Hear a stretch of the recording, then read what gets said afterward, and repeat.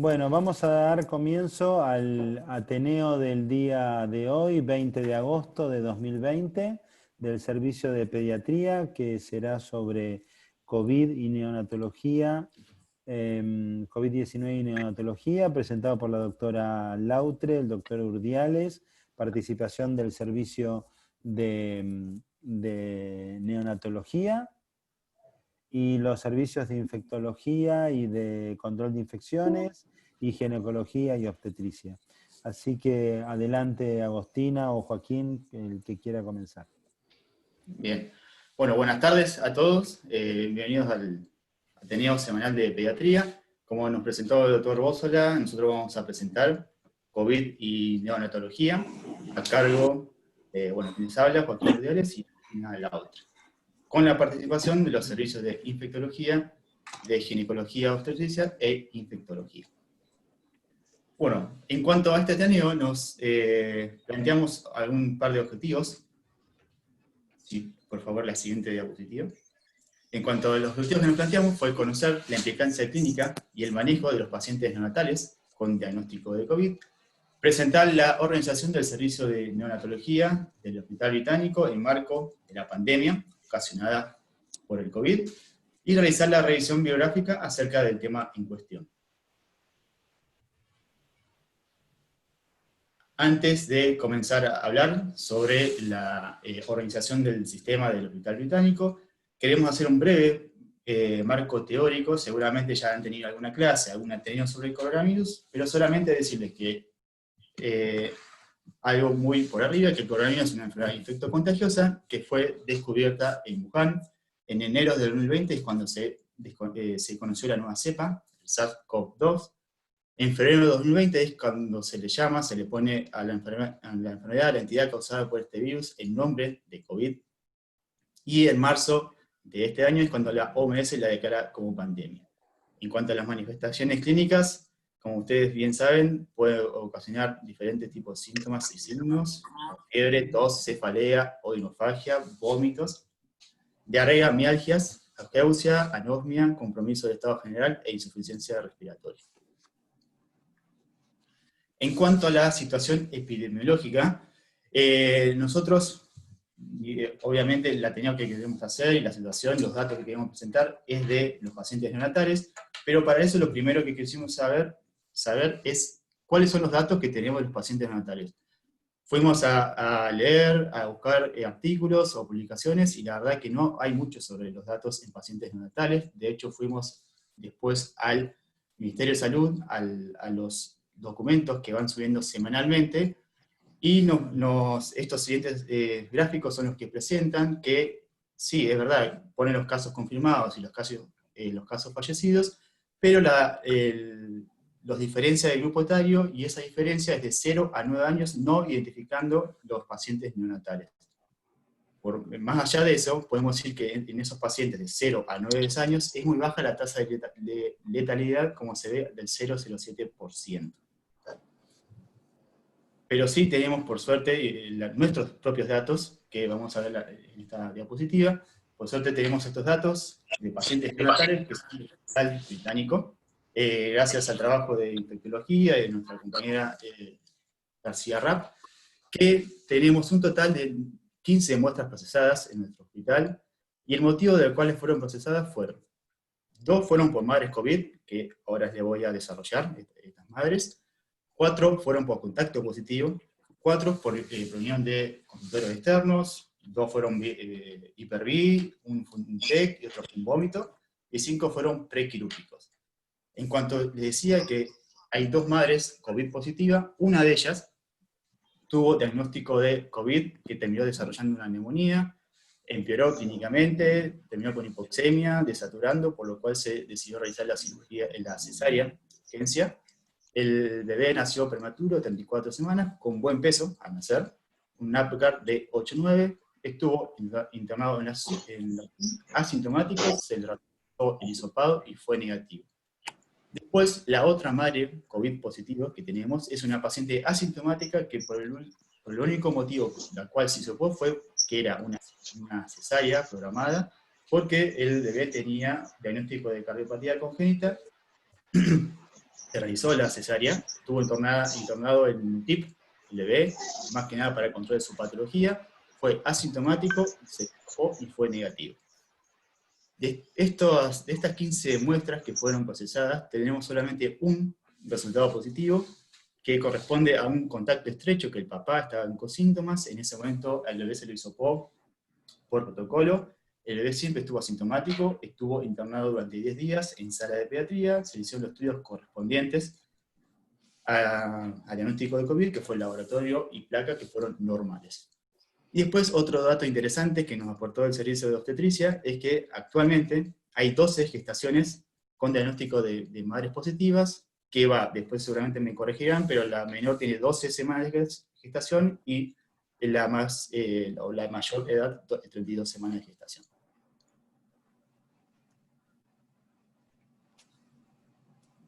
Después, para continuar con el desarrollo del marco teórico, nosotros queríamos comentar un poco lo que publicó el Ministerio de Salud en cuanto a las recomendaciones para las embarazadas y los recién nacidos en contexto de pandemia. Fuimos destacando algunos conceptos que consideramos como más importantes a destacar. En cuanto a la embarazada, el riesgo de enfermedad grave es similar al de la población no gestante. Y la definición de caso es la misma a la de la población general. Para pasar y volver a escuchar, ¿cuál es la definición de caso? Es que presenta al menos 2 de los siguientes síntomas, que son fiebre, tos o rinofagia, dificultad respiratoria, pérdida del gusto o del olfato, cefalea, diarrea o vómitos.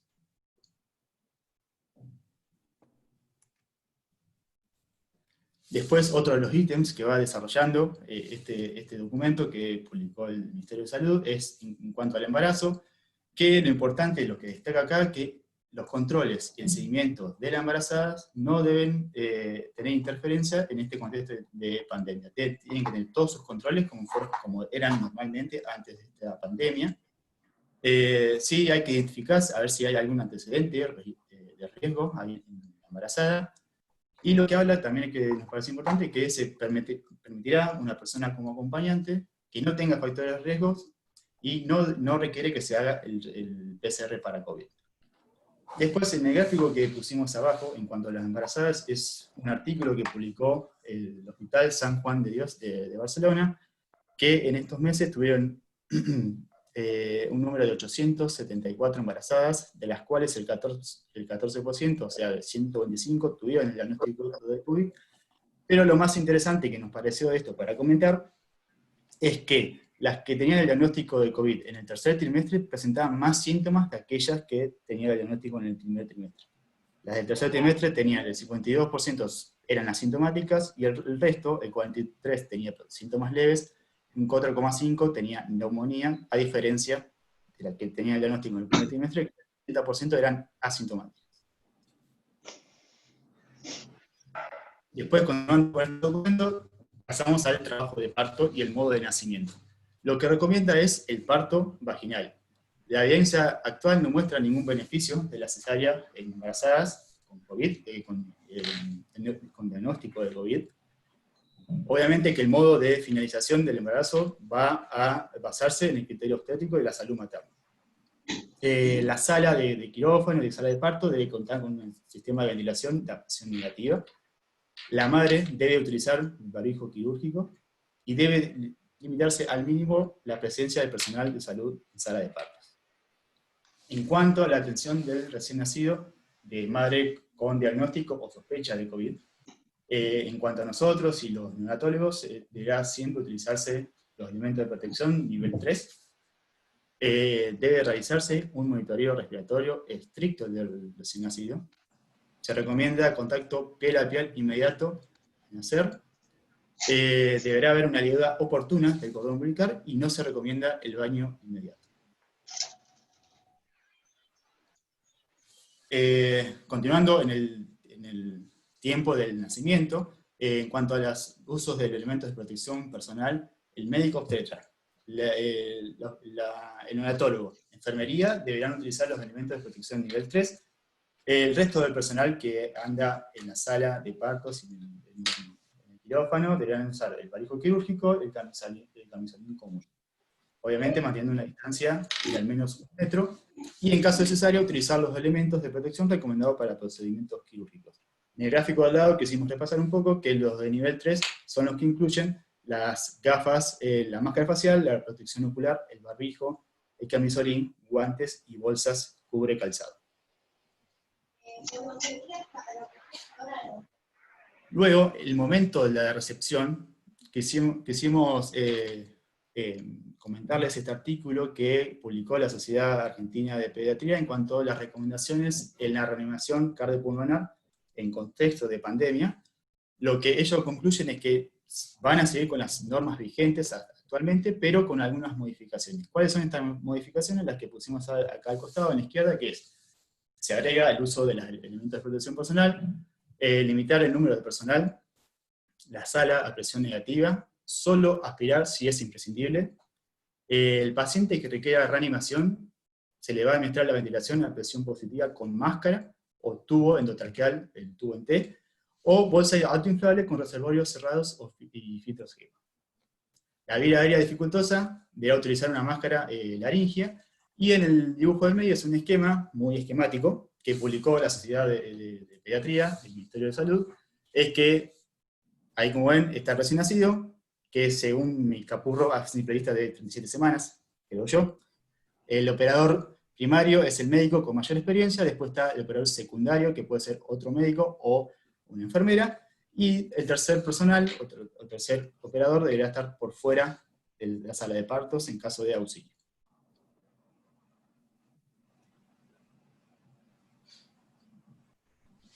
Luego del nacimiento, vamos a tener en cuenta dos situaciones. Recién nacido podrá estar asintomático o podrá estar sintomático.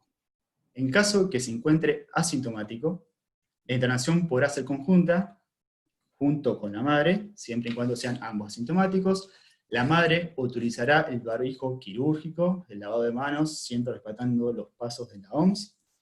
Si la madre se retira, los métodos de protección, de barrera, el recién nacido podrá ser cuidado por un acompañante, que este debe ser sano, o puede permanecer en su cuna, respetando 2 metros con la madre. Además, hay que facilitar la no contaminación de las secreciones de la ropa de la madre para el amamantamiento.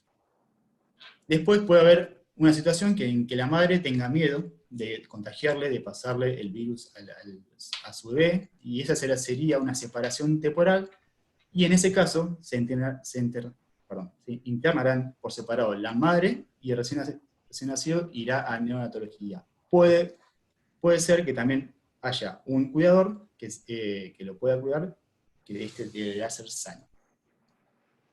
Bien. Luego, no se realizarán pruebas biológicas, excepto que ingresen a la unidad de cuidados intensivos neonatales. Después, con este paciente recién nacido asintomático, hay que tener en cuenta dos situaciones. Si nace por cesárea, y las membranas están íntegras, y no tuvo contacto con la madre, se le podrá hacer, en realidad se realiza la PCR para el COVID al segundo día de vida, y si es negativo, se podrá finalizar el aislamiento. La segunda situación es que haya sido un parto, o que haya sido una ruptura prematura de membranas, o ruptura de membranas, y el aislamiento en ese caso será por 14 días. Después, lo que recomienda es que se evite la convivencia y el contacto con las personas de riesgo, y todo cuidador sano debe utilizar precauciones de contacto. Bien, y el otro caso es si el recién nacido nace sintomático. Si presenta estos síntomas respiratorios, obviamente se tiene que hacer el PCR para COVID al nacer. En caso de ser negativo y que persista asintomático, se debe repetir a las 72 horas. En caso que tengamos un resultado positivo, ya se considera caso confirmado, y ahí ya entran dentro del algoritmo para el estudio de COVID, que se tiene que realizar la placa de tórax, hemograma, hepatograma, los reactantes de fase aguda, y su internación con el aislamiento correspondiente, el respiratorio y el de contacto. Para que sea un caso descartado, necesitamos 2 resultados negativos. Mientras tanto, hasta obtener esos resultados, deberá tener el aislamiento preventivo, y acá tener en cuenta 2 situaciones. Si es cesárea con membranas íntegras, y no tuvo contacto con la madre, el resultado negativo permite finalizar el aislamiento, y la otra situación es si tuvo parto vaginal o ruptura de membranas, el aislamiento será por 14 días. Ahora, tener en cuenta que si el recién nacido nace asintomático, pero luego presenta síntomas pasado el periodo perinatal, deberá seguir las mismas indicaciones que el neonato sintomático que comentamos al principio. Siempre teniendo en cuenta que la circulación intrahospitalaria de recién nacido debe ser en incubadora de transporte cerrada. Luego, brevemente, para decir las manifestaciones clínicas que puede llegar a ocasionar el COVID en los neonatos, pueden ser generales como fiebre, letargo, rinorrea, tos, taquipnea, aumento del trabajo respiratorio, apnea, vómitos, diarrea, intolerancia alimentaria, disminución de la ingesta, irritabilidad. En cuanto al diagnóstico, como sabemos, es el PCR para COVID-2. Las muestras son de aspirados de secreciones nasofaringeas, y el tratamiento es sintomático. No existe evidencia de tratamiento específico del recién nacido para diagnóstico del COVID. ¿Cuál es el tratamiento sintomático? Los antitérmicos en caso de fiebre, el oxígeno suplementario por diferentes métodos, y el uso de inotrópicos si hay compromiso de estado general. La incubadora siempre deberá encontrarse cerrada. Esto es un esquema, más que nada lo pusimos ahora, que esto es de la Sociedad Española de Neonatología, pero luego para comparar con nuestro protocolo, con nuestro flujograma que tenemos, que por último vamos a presentar, pero para que presten atención, es que madre con diagnóstico de COVID tiene un recién nacido sintomático, se le hace el COVID, la PCR a recién nacido y es negativo, ahí se descarta la infección y se levanta el aislamiento, a diferencia que ahí nosotros tenemos algo diferente a lo que se basa la Sociedad Española de Neonatología. Y por último, unas recomendaciones que el Ministerio de Salud pone en ese documento, es que no hay evidencia de la presencia del COVID en la leche materna. Se recomienda la lactancia materna, ya que los beneficios superan los riesgos potenciales de transmisión. Y en cuanto a la toma de leche, es que debería ser fuera de la cama, con previo lavado de manos, usar el barbijo quirúrgico durante las tomas, evitar hablar o toser durante el amamantamiento, el cambio de barbijo en caso de tos, estornudo o antes cada nueva toma. Se podrá extraer la leche, se recomienda la extracción manual. En caso que sea por bomba de extracción, tiene que ser en una habitación de aislamiento, no podrá compartirse, y esa leche podrá ser administrada por un acompañante o personal de la institución.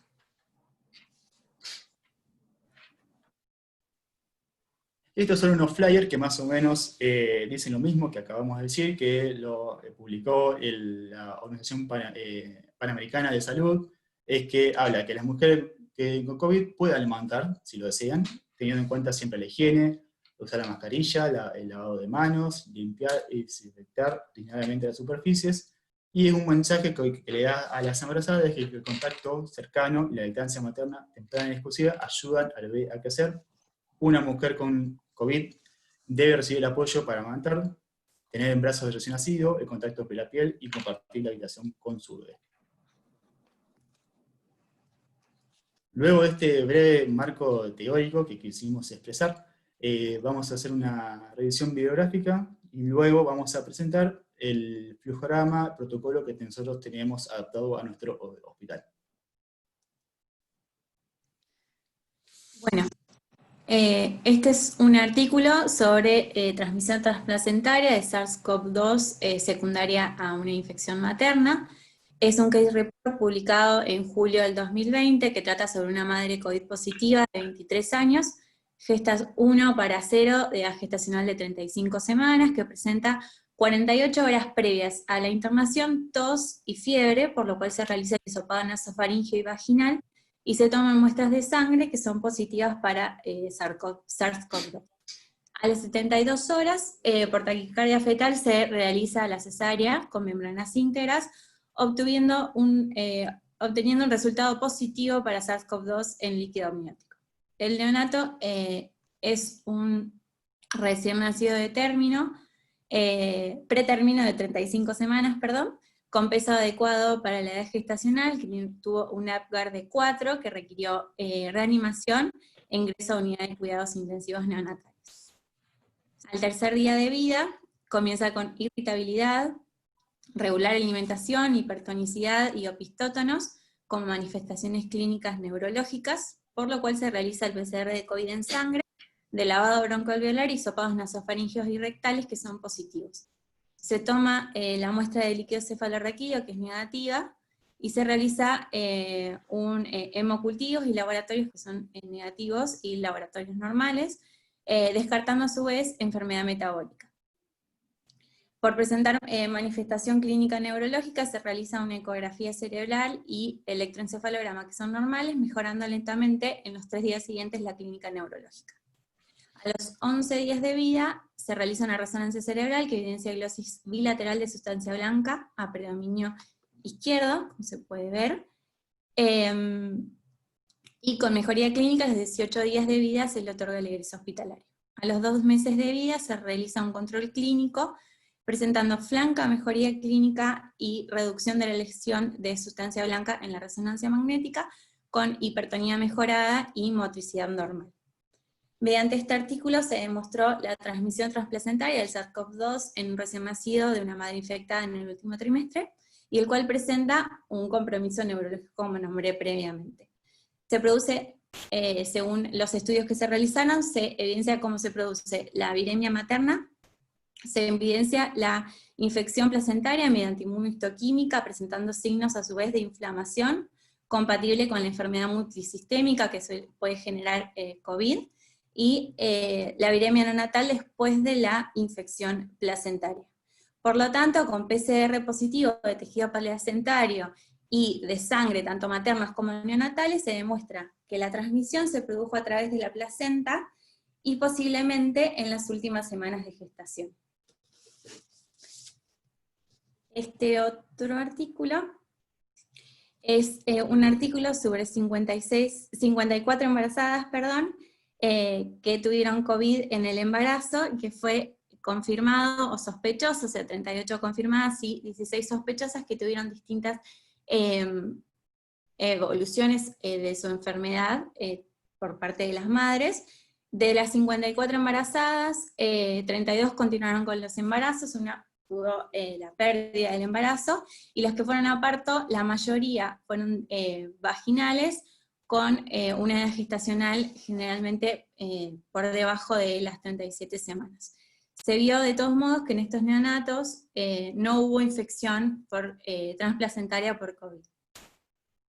Podemos ver, bueno, y esto es como un resumen en general de todo, podemos ver cómo su asociación con otros factores de riesgo conocidos de mortalidad materna grave, en embarazadas no infectadas necesariamente de COVID, incluida, por ejemplo, la edad materna mayor a 35 años, el sobrepeso y la obesidad, sugiere que son necesarios realizar más estudios para determinar si los factores de riesgo también están asociados a un peor resultado materno de estas mujeres y su posible efecto sobre el parto pretérmino. A su vez, bueno, como dije previamente, refleja que ningún neonato sufrió la transmisión transplacentaria. Leímos varios artículos, la verdad es que no muchos son concluyentes respecto a la evidencia sobre los efectos de COVID en el embarazo, parto pretérmino y nacimiento, por lo tanto no se pueden definir con seguridad la transmisión vertical, porque los criterios para definir la transmisión vertical aún no son claros.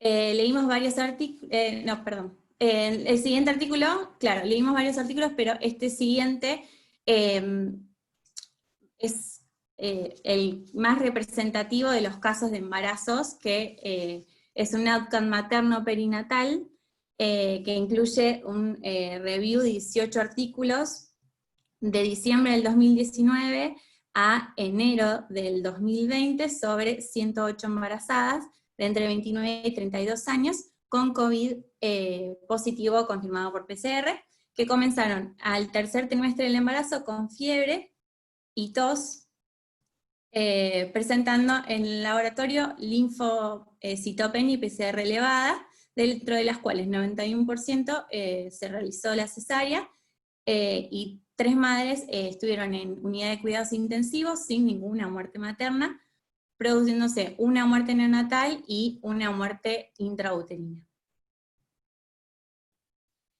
Por lo tanto, se puede ver que la mayoría de las madres se fueron de alta sin complicaciones y que principalmente se produjeron las formas graves en el tercer trimestre, sin poder descartar la transmisión vertical, por lo cual se recomienda un seguimiento del embarazo COVID que sea muy, muy cercano, y para de esa manera prevenir la infección neonatal y tener en cuenta los efectos que dicha enfermedad puede tener sobre la mortalidad materna y neonatal, como nombré previamente. El siguiente artículo es un estudio de cohorte que incluye a todos los recién nacidos de madres con neumonía por COVID en el Hospital de Niños de Wuhan de China, de entre enero y febrero del 2020. Incluye a 33 nacidos hijos de madres con COVID, dentro de los cuales 3 fueron positivos, y el síntoma más común, que en realidad fueron 4 de 33, fue la dificultad respiratoria sin presentar ninguna muerte. Como se ve en el cuadro de acá abajo, son estos 3 pacientes y cómo se va desarrollando. El primer paciente es un nacido de término de 40 semanas, que nace por cesárea por neumonía materna, y a los 2 días de vida comienza con letargo y fiebre, presentando un examen físico normal. Ingresa, el ingreso por la clínica respiratoria en la neonatología, se realiza una radiografía que evidencia la neumonía, y se realiza un laboratorio que es normal, excepto por la elevación de la procalcitonina. El hisopado nasofaríngeo y rectal son positivos y negativizan a los 6 días de vida. El segundo caso también es de 40 semanas, lo que agrega este paciente, además de letargo y fiebre, es vómitos y alteraciones en el laboratorio, que presenta linfopenia y leucocitosis. También tiene hisopado nasofaríngeo de anales positivos y negativizan a los 6 días de vida. El tercer caso es un niño de 31 semanas que nace por cesárea por sufrimiento fetal, y la madre con neumonía por COVID, como son los demás. Con con un gargajo, el neonato requiere reanimación y presenta dificultad respiratoria, por lo cual se realiza la radiografía de tórax, también con evidencia de neumonía, que recibe a los 14 días, requiriendo ventilación no invasiva, cafeína y antibióticos, a su vez sospechándose por un Enterobacter positivo en el hemocultivo, sepsis, presentando también alteraciones a nivel del laboratorio. En los 3 casos, los síntomas clínicos fueron leves y los resultados fueron favorables, y el más gravemente enfermo, que fue el de 31 semanas, puede haber sido sintomático por prematurez y asfixia o sepsis, y más bien que por la infección por COVID. Bueno, en este estudio tenemos 3 COVID positivos de 33 lactantes. Todas las muestras incluidas fueron negativas de líquido amniótico, sangre y cordón umbilical y leche materna, por lo cual no se puede confirmar ni descartar la transmisión vertical materno-fetal. Bueno, estos son una serie de artículos que leímos, dentro de los cuales pudimos sacar distintas conclusiones. En definitiva, el conocimiento disponible en relación al impacto de COVID en embarazadas y también en recién nacidos es limitado. Los riesgos de la enfermedad grave, como sabemos, de las embarazadas, es el mismo que el de la población general, y los estudios a la fecha no son concluyentes en cuanto a la transmisión vertical, el parto pretérmino, aunque se han reportado casos aislados, como los que comenté previamente. No se, en relación a los recién nacidos que enfermaron, la mayoría presentan siempre, en general, una enfermedad leve, y el modo de parto no tiene influencia sobre el riesgo de la enfermedad en el recién nacido o en la madre. El contacto a piel no parece aumentar el riesgo, y los beneficios de la lactancia materna son mayores que el riesgo por enfermar del recién nacido, y por lo tanto, COVID, al ser una enfermedad nueva y desconocida, no hay evidencia sobre los posibles efectos a futuro. Bueno, acá tenemos el flujograma del Hospital Británico. Al ingreso de la embarazada se le realiza un triage, y en el caso de que sea una embarazada sana, va a ir a la maternidad con los controles habituales que realizamos siempre. Si es sospechosa, se realiza la cesárea, o si es sospechosa o requiere la cesárea o la inducción programada, se haría el hisopado, que si es negativo se procede igual a la embarazada sana, y si es positivo iría a repeto. En el caso de realizarse la cesárea, se realiza en el 6º piso, y el parto en el 2º piso. En cuanto al recién nacido, hijo de madre positiva, o sea, confirmado, sospechosa de COVID, depende de si es mayor o menor a 37 semanas. El mayor de 37 semanas, que sea sano y no requiera ningún otro control en específico, puede ir a Lincoln a las habitaciones 450, 452 y 54, y si es menor a 37 semanas o por alguna causa necesita entrar a neonatología, podría estar aislado en 405, si es sintomático se hace el PCR al ingreso, y si es asintomático las 48 horas. En caso de ser positivo, continúa con el aislamiento, y en el caso de ser negativo, depende del modo de nacimiento. Si nació por cesárea, con ruptura prematura de membranas, o parto, donde no haya membranas íntegras justamente, tiene que estar aislado, y si nació por cesárea con membranas íntegras, puede ir directamente a neonatología. En el caso de un paciente que ingresa a la consulta por consultorios externos o por guardia, va a estar aislado en 405, donde se hace la PCR al ingreso. En el caso de ser positivo, continuaría aislado por 14 días, y en el caso de ser negativo, sí podría ingresar a neonatología. En cuanto a todos estos artículos, se pudo realizar este flujograma que se desarrolló en conjunto con el servicio de pediatría, neonatología, infectología, obstetricia y el control de infecciones. Y por parte del servicio de neonatología se tomaron medidas especiales en el caso de la pandemia. Por ejemplo, para el seguimiento de los pacientes, depende de los cuidados habituales que requiere el paciente, se van a realizar de todos modos, manteniendo obviamente los estándares de atención. Se promueve la lactancia materna, y se continúan realizando las interconsultas con los distintos especialistas o estudios complementarios que sean requeridos en el momento oportuno. Continuarán haciéndose las pesquisas habituales de audición, oftalmológicas, metabólicas, la vacunación como siempre, y a la alta se citará a un control de alto riesgo para evaluar las posibles complicaciones a largo plazo, que como dijimos, de todos modos no están del todo definidas.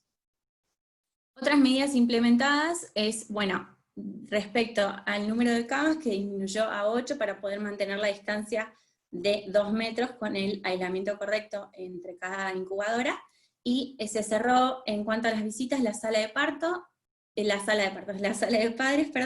que se adecuó a la sala de juegos. Se restringieron las visitas de los padres, que solamente podrán ingresar por separado y en horarios determinados, dependiendo también del número de pacientes.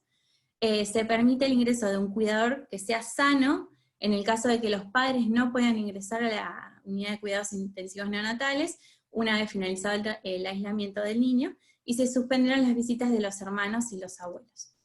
En caso de óbito, es importante que el equipo de salud pueda acompañar a los familiares y a los pacientes con riesgo de morir en este proceso, por lo cual se permitirá el ingreso de los padres para acompañar al hijo durante el proceso de muerte. Los mismos tendrán que contar con un barbijo quirúrgico y salín común, y el personal de salud, obviamente, siempre con el equipo de protección personal de nivel 3, o sea, todo.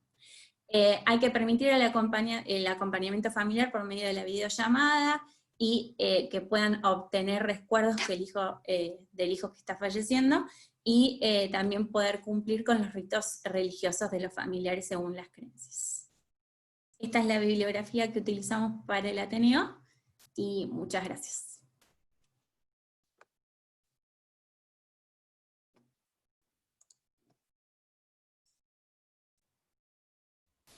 Bueno, muchas gracias por la presentación, muy bien Agustina y Joaquín. Lo que hacemos habitualmente es pasar primero a las preguntas que puedan tener los residentes, en este caso los residentes de pediatría o los residentes de obstetricia, si tienen alguna pregunta para hacer. Yo tengo una pregunta, soy Rosario, residente de segundo año. A mí la pregunta que me surge en realidad es ¿qué hacemos con los papás cuando viene un neonato a la guardia por una hiperví, por un bajo peso o lo que fuese, que tenemos una causa de internación en la neo? Siempre nos queda ahí el papá, si puede subir con el paciente o no, a dónde va ese papá, si clínica lo tiene que hisopar o no, porque es muy difícil decirle al papá que su hijo se va a internar y que él no se va a quedar con ellos, porque no es que la mamá está internada en la maternidad. ¿Vamos yo? ¿Te contesto? Sí. En cuanto a los pacientes externos, el bebé tiene que subir con la madre o el padre, con un acompañante, ¿sí? Se lo va a aislar en la 405 si es que está disponible, y si no en alguna habitación de pediatría que esté sola para que esté aislado. Se va a tomar las secreciones nasofaringeas del bebé, y una vez que eso es negativo, puede pasar a la neo el bebé. Pero en la habitación, salvo que requiera cuidados intensivos, puede pasar el papá o la mamá, no los dos. Perfecto, y a los papás no se los hisopa, ¿no? No, a los papás no nos hisopamos. Perfecto. ¿Algún otro comentario? ¿Alguna otra pregunta?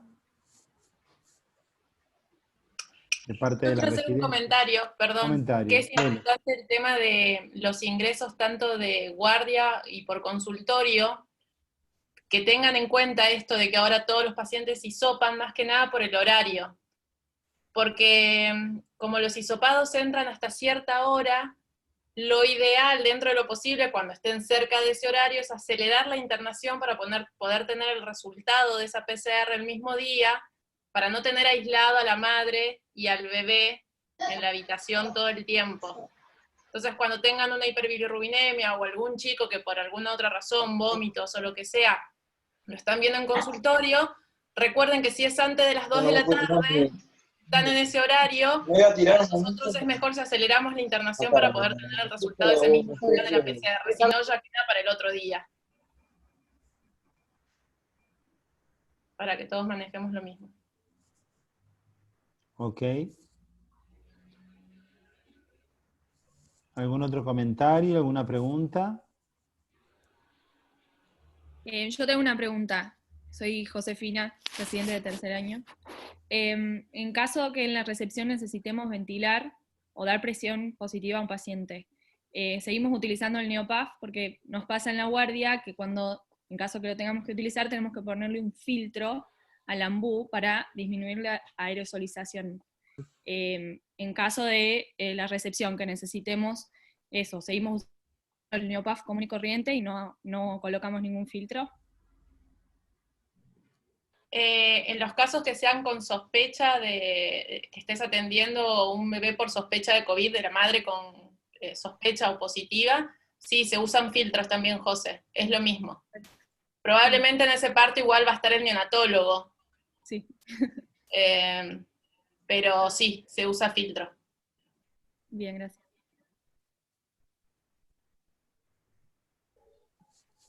¿Alguna otra pregunta, comentario?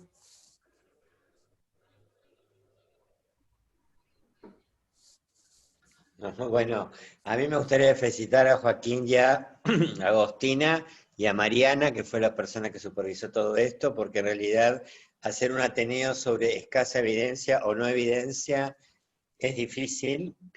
De hecho, nosotros desde marzo hasta ahora creo que reajustamos el protocolo muchísimo, inclusive ahora decidimos hisopar a todos, que antes no era así. Pero bueno, felicitaciones Joaquín, Agostín y Mariana, porque la verdad que dieron un panorama excelente sobre cómo actuar. Y yo remarco lo de Gabriela, que el tema de que todo recién nacido que ingresa, aunque piensen que va a ir a sala, va a tener que estar hisopado. Es una decisión nuestra porque, bueno, probablemente consensuada con un infecto, porque, digamos, es muy probable que si en pediatría necesitan cama y tenga que entrar en la neo, va a ahorrar el paso de esperar el hisopado, ¿no? ¿Qué haces, Sister Lange? ¿Cómo andás? Yo quiero hacer una pregunta a obstetricia, si me pueden contestar. Cuando tuvimos la epidemia de H1N1, las embarazadas fueron una población de riesgo enorme y muchas fallecieron, ¿no?, en ese proceso. En este caso parecería que el COVID-19 no afecta tanto a las embarazadas. ¿Esto es así? ¿Hay evidencia suficiente como para soportar esto o no? Yo te contesto. Buenas noches, Sí. Humberto. ¿Cómo estás, Humberto? Bien, bien. Hola. Gracias por la invitación. Mirá, viste que el Ministerio de Salud Pública, e incluso ahora en esta presentación se dijo que la embarazada tiene el mismo riesgo de presentar enfermedad grave que la población general. Da la sensación entonces que la embarazada no es personal de riesgo específico por el hecho de estar embarazada, nada más que por eso. Pero en realidad, desde el punto de vista laboral, y esto es importante aclararlo, el Ministerio prevé que las embarazadas no concurran al lugar de trabajo, no pueden hacer tareas presenciales. Entonces, ¿cuál es la explicación académica o científica de todo esto? Pues no la hay. Se supone que la embarazada es una inmunodeprimida, porque está aceptando el injerto heterólogo y está llevando el embarazo, por lo tanto tiene modificaciones, pero no se sabe si la exposición, por el hecho de estar embarazada, le da una probabilidad mayor de contraer la enfermedad. De todas maneras, nosotros tomamos estrictas medidas porque aparte la gente es capaz de aceptar con mayor seguridad esas medidas, dado que pensando en que lleva un bebé en su vientre, quiere que no le pase nada. Pero desde el punto de vista científico no hay nada demostrado que una embarazada, obviamente, que no es diabética preconcepcional, que no es obesa, que no tiene un BMI importante y todo lo demás, es una paciente de riesgo igual que todas. Respecto de nosotros la poca experiencia que tenemos con una paciente, es que nosotros decidimos la interrupción del embarazo, que es la que se presentó en el Ateneo, porque su cuadro clínico empeoró, aumentó su requerimiento de oxígeno, desaturó, y bueno, y había que tomar medidas mayores, por lo cual, ante una posible desaturación brusca, alguna vez saturó a menos de 90, incluso esa paciente, no sabíamos qué repercusión podía tener sobre el bebé, teníamos una edad gestacional apta para hacer nacer al bebé y optamos, no pensando en la vía de terminación, sino directamente, dado que era pretérmino, le hicimos una cesárea. Si bien la recomendación dice no es necesario operar por el COVID en sí, pero el momento o el cuadro clínico que presentaba la paciente indicó la cesárea. Esa es la experiencia que tenemos de la paciente que atendimos en el último tiempo. La paciente fue después de la operación a sala, durante pocas horas, un criterio que yo no compartía, me pareció que era una paciente que debía ir a terapia, como lo es toda paciente que está en una situación de compromiso respiratorio y ha recibido una intervención quirúrgica, por lo menos para la observación, y obviamente en el corto plazo tuvo que ser enviada a terapia intensiva porque siguió desaturando. Luego no fue intubada la paciente, evolucionó en el tiempo favorablemente, pasó a sala y luego egresó del hospital. ¿Cuáles son las cosas que dejaron para comentar en este Ateneo? Son el tiempo que la madre no tuvo contacto con el bebé, el tiempo que el padre no tuvo contacto con el bebé y la posibilidad o no de obtener un acompañante no infectado para participar en el cuidado del bebé. Son los temas que discutimos habitualmente cuando nos reunimos con Gustavo, con Patricia y con todo el equipo de NEO, y son los cambios que ha hecho o ha pensado el Ministerio en el tiempo para ver cómo se fue mejorando la cosa. Y nosotros compartimos totalmente, lo hicimos de entrada, todo el grupo, NEO y obstetricia, de la necesidad de que la madre y el bebé tengan el mayor contacto posible, y siempre preconizamos la internación conjunta. Así que bueno, obviamente cumpliendo con las normas de salud. Lo que nos queda pendiente hasta el momento actual, que estaba en revisión en el Ministerio, es la posibilidad de que el padre, contacto estrecho de la madre con COVID, participe en el momento del parto. En este caso solamente entra la madre, no entra el padre no se arrima al bebé, no toca al bebé, está fuera del sistema por contacto estrecho. Eso es lo que estábamos pensando si el Ministerio lo iba a revisar o no lo iba a revisar. Es lo que queda pendiente en estos tiempos. Por ahí cambia, pero por ahora esa es lo que te puedo contar en cuanto a la experiencia vivida por nosotros, y bueno, conversada con la gente del italiano y algunos otros lugares, y leyendo lo que hay, ¿no? Sí, se va haciendo experiencia al andar, ¿verdad? Como decía Gustavo, no tenemos evidencia previa de todo esto. Entonces la experiencia se va haciendo en forma casi espontánea, rutinaria, en el día a día. Estos trabajos que trajeron Agustina y Joaquín, son probablemente de ayer o de antes de ayer, que es todo muy reciente, y aún así lograron ya hacer un review sistemático con unas cuantas embarazadas, pero tampoco son muchas. Así que es muy interesante el tema. ¿Algún otro comentario? ¿Desde enfermería o control de infecciones? ¿Con qué se encuentra Quisiera aportar algo más, quisiera decirte algo más. Cuando comenzó en marzo la comunicación que se hizo pandemia y el hospital tomó las decisiones, una de las decisiones que tomamos en el servicio de obstetricia, y ya que preguntabas en enfermería y las chicas no comentaban, fue tomar las máximas medidas de precaución y usar todos los recursos que teníamos disponibles para atender a todas nuestras pacientes.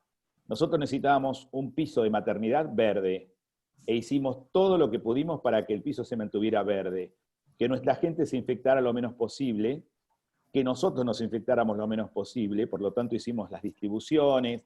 Enfermería no hizo ningún tipo de distribución en particular, pero yo pedí especialmente que nuestras enfermeras no contactaran con pacientes totalmente no sospechosos de COVID, sin los elementos de protección personal completos, y exigiendo de entrada la aportación de barbijo a la madre y al padre y el control de temperatura periódico en la pareja estando internada en la maternidad, con imposibilidad de salir de la habitación del padre durante todo el proceso de internación. Estas medidas las aplicamos de entrada, creo que se respetaron, creo que no, digamos, la educación de la gente y la comprensión de la gente fue lo más importante, y creo que debe seguir siendo lo más importante, porque sin duda, y a medida que va aumentando el número de contactos, porque la gente de nuestra institución está teniendo contaminación, nos habla de que la necesidad de usar los elementos de protección y ser estrictos en todos los recaudos es muy necesaria. Digo esto para suplementar lo que pudieran comentar en enfermería, que puede reafirmar o no afirmar lo que acabo de comentar, pero creo que es muy importante. También otra medida que yo pedía al departamento de enfermería es que las enfermeras de maternidad no cubrieran puestos en otras salas que no fueran de maternidad, ni que vinieran ni se contrataran enfermeras externas al servicio de maternidad. Y pidiendo que todos los reemplazos en el área de maternidad se hagan exclusivamente con las enfermeras del sector. Y también pedí el cambio de vestuario de nuestras enfermeras, que lo hicieran en lugar distinto del vestuario general del hospital. Eso es lo que hicimos en Mati para tratar de achicar los riesgos, digamos, ¿no? Ok. ¿Enfermería tiene algo para comentar? Bueno, buenas tardes. Hola, No sé Ana si me María. escuchan. Hola, ¿Sí? ¿qué tal? ¿Cómo Te está? escuchamos. Sí, quería aportar esto, me parece muy importante lo que decía el doctor de tomar todos los recaudos, las medidas. Tenemos una guía de cómo manejarnos con los elementos de los EPP, los elementos de protección personal. Es muy importante que la podamos llevar a cabo, pero no olvidemos que este virus está activo en la comunidad también, y todos nosotros salimos y entramos del hospital, no es que vivimos exclusivamente en el hospital. Entonces, los cuidados deben ser extendidos en todo aspecto. Ya sabemos cómo se contagia este virus, así que fuera del hospital tenemos que continuar con los cuidados en la comunidad. Y dentro del hospital, por supuesto, con los pacientes, con nuestros compañeros de trabajo. Hubo mucho contagio entre el personal por a veces desvirtuaciones en la conducta entre nosotros mismos. Eso sabemos que ha ocurrido, bueno, lamentablemente, lo hemos aprendido, y bueno, como les decía, el virus está activo en todos lados, afuera y adentro, así que es muy importante tomar todas estas medidas y sostenerlas, porque nos queda un tiempo más todavía. ¿Mm? Sí, Sister. Claro. Ah, está silenciada. Silenciada, Sister. Sister Gange. Es raro eso, que se Sería- silencie. Ahora estoy hablando. Ahí está. No, yo lo que quiero destacar es el trabajo en equipo en cuanto a la organización de las guías y también el trabajo, cómo fuimos aportando entre todos nuestras opiniones para que podamos, si bien en algunas oportunidades fue un poco intenso, donde nos costaba ponernos de acuerdo y nos reuníamos y parecía que no llegábamos a ninguna conclusión, yo rescato muchísimo eso, el trabajo en equipo del equipo de salud completo, de enfermería, médicos, en la neo, pediatría, quizás un poco menos, pero también con maternidad, porque con Sister Vascopet nos estuvimos reuniendo muchísimas veces, fines de semana, inclusive, hace que esto crezca, nuestro equipo crezca tanto como viene creciendo últimamente. Es lo que yo noto, y que nos estamos cuidando no solamente el equipo de maternidad, sino nuestro equipo completo en todo el hospital.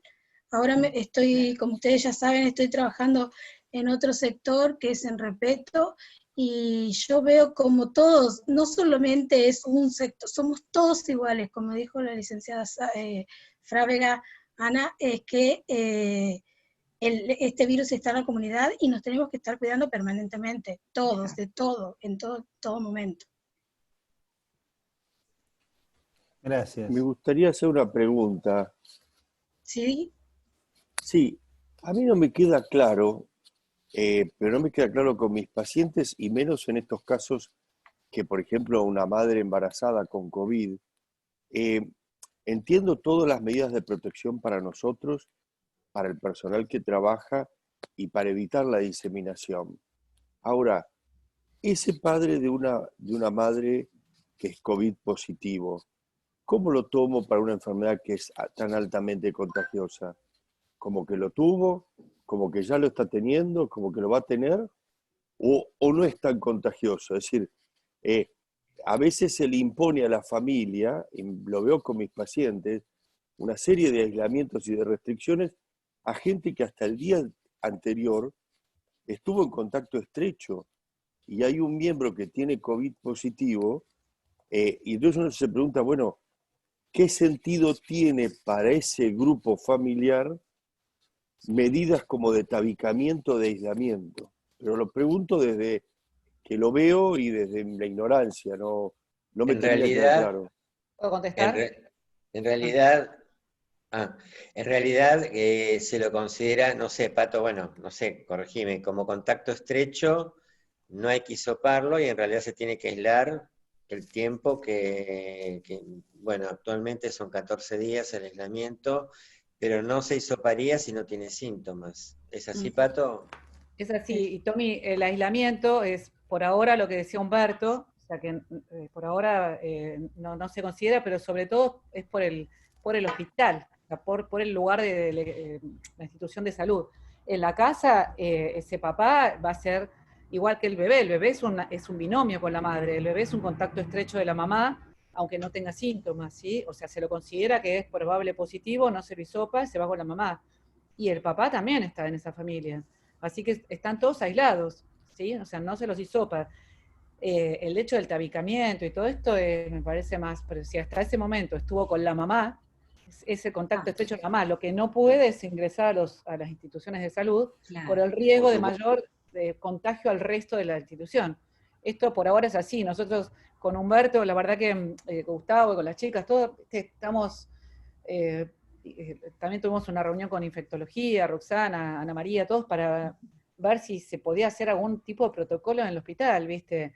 El ministerio por ahora no, como dijo Humberto, tal cual, no da vuelta. El primer indicio fue la semana pasada, que dijeron que, bueno, que estaban escuchando. Yo le hablaba de esto que habíamos dicho nosotros, lo del trinomio. Pues digo, si el padre va y se queda internado adentro de la habitación con la madre, es una ayuda para la madre. De hecho, una de las cosas que va a salir ahora, un cambio chiquitito en el de recién nacido, que es un apéndice del de la madre y el recién nacido, es que hay en el ítem que dice que la madre se puede hacer cargo del bebé y todo esto, siempre acompañada por alguien, se le pone que se puede hacer cargo la madre, porque va a pasar esto, más de una vez la madre va a estar sola. porque no va a tener quien la acompañe. Entonces, se va a poner esto, que la madre se pueda hacer cargo en la medida que esté bien, y también puede estar acompañada y ahí se sigue con lo mismo. Por ahora tiene que ser un contacto, o sea, que no sea contacto estrecho. Exacto, sí. Uno lo mira desde la parte de la factibilidad de nuestro hospital, que sí se podría hacer el trinomio, pero nada, el ministerio no es la parte de perinato, directamente es la parte de epidemio, claro, donde dicen que no pueden dar una recomendación poblacional a que los contactos estrechos estén deambulando por los hospitales. Exactamente. Igual me parece que se está en vía de modificar un poco esto si se hace un protocolo, pero esto, o sea, un protocolo de un trinomio, digamos, que el padre ingrese como si fuera el binomio, ingrese con la mamá, se quede en la habitación con la mamá y el bebé, no salga ni a comprar nada ni nada. Pero bueno, a día de hoy, es como dijo Humberto, a día de hoy no. No, claro. Pasa que también ahí hay muchos factores que evaluar, porque si no puede salir la madre, el padre o nadie puede salir a buscarse la comida, si el hospital le tiene que proveer, o sea, hay muchos factores que tiene que ser la organización que los determine, ¿no? Totalmente, las variables son un montón, o sea, y si uno va a poner algo así, incluso Humberto siempre nos comenta que él corregime si no Humberto, que él a los padres de los niños que no son, las mamás que no son ni sospechosas, también les dice que tienen que, ¿no? Que les sugiere contratar la comida del hospital para no salir, porque la idea es que no se deambule, ni siquiera los que no están sospechosos. En realidad es así, Patri, pero también porque nosotros tenemos que cumplir con las prerrogativas del hospital. Hace poco hubo un mail que generó una controversia incluso por la gran preocupación que tiene el hospital en relación a los no visitantes, que están todos prohibidos, en relación a los acompañantes que no cumplen, esos que salen a fumar, esos que salen a comer, los que van al jardín, los que van y vuelven. Nosotros en la maternidad y en particular durante el curso, que es un tiempo previo y bastante analizable de parte de los padres, se les explica que el padre tiene que tener doble muda de ropa, tiene que tener con todo preparado porque no va a poder salir de la habitación. Le doy el valor que le cobra el hospital por el almuerzo o por la cena, que en todo caso pidan una factura para después pedir un integro en su obra social o que lo paguen de su bolsillo, que es la mejor manera de asegurarse no tener que salir. Y que como el tiempo de internación va a ser el más breve posible, le calculo que va a gastar aproximadamente 4 o 5 comidas durante su estadía. Por lo tanto, va a tener que tener unos 3.000 pesos extra para poder cubrir el tema alimenticio. Y que en el mismo piso hay una máquina de gaseosas o de agua y que con una ficha le puede pedir a la persona de vigilancia o a alguien que le alcance la bebida para poder, o si no, toma agua de la que le sirven a la esposa y punto. Así lo solucionamos. Pero lo más importante es que nosotros seamos muy rígidos con el tema de que el compromiso del acompañante no se transforme en un visitante o en un transgresor de medidas dentro del ámbito hospitalario. Claro. Y creo que hasta ahora se está cumpliendo. Seguramente alguno que otro. Yo estaba por pedir también que identificaran con una cintita amarilla a los padres dentro de la maternidad para que alguno de vigilancia que esté lo ve que tiene una cinta en su muñeca amarilla para que le diga, señora, ¿dónde va? O tiene que estar dentro del cuarto, ¿no? En general se cumple, ¿no? Porque entiende la gente que es una seguridad para ellos y para el bebé, fundamentalmente les preocupa el bebé, entonces lo cumplen. Esto es lo que tenemos hasta ahora, ¿no?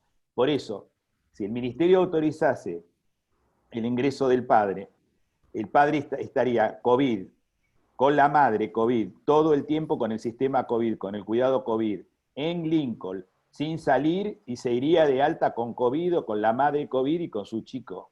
Entonces, pero lo que pasa es que entiendo que el ministerio, para hacer pautas para toda una comunidad, para todo un país, y largarlo así, podría traer algún inconveniente. Lo que pasa es que no sé si eso está abierto para que cada hospital haga su propio... Yo te digo, la semana pasada, es lo que les comenté en el otro Ateneo, en el perinatológico, que lo que dijeron fue como que, porque esta es algo de nuestro, del italiano, de la Trinidad, de todos los que hacemos más o menos la misma calidad de atención perinatal.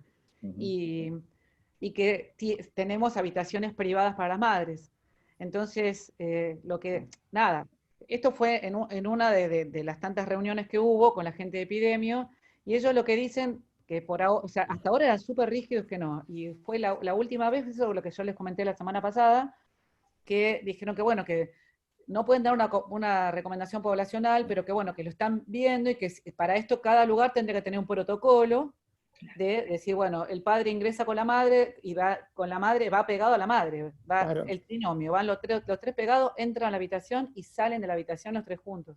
Digamos, esto sería la única opción, y después en el medio están todas estas variables con esto, la comida, la muda de ropa, que no salga a fumar, que no, todo esto que si uno se pudiera hacer todo esto, yo creo que en lo mediato, no sé si inmediato, pero en lo mediato, vamos a estar todos contagiados en lo mediato, pero Claro, bueno, en lo mediato va a salir esto para los lugares donde hagan los protocolos. Ellos siguen insistiendo, ellos digo, porque son la gente de Epidemio los que dicen que no pueden, que los escuchás y tienen razón, dicen, no podemos dar el ok para que entre en contactos estrechos a instituciones de salud. Claro.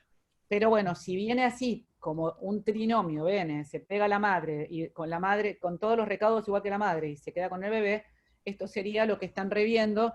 Incluso, bueno, yo les contaba que estas instituciones como el italiano, también Trinidad, yo les decía, el británico, les conté lo mismo, y que yo, que bueno, que probablemente acompañen. Ellos dicen, nosotros no podemos dar la recomendación, pero podemos acompañar a los protocolos que presenten. Así que bueno, por eso yo digo, empecemos a hacer algo, a ver.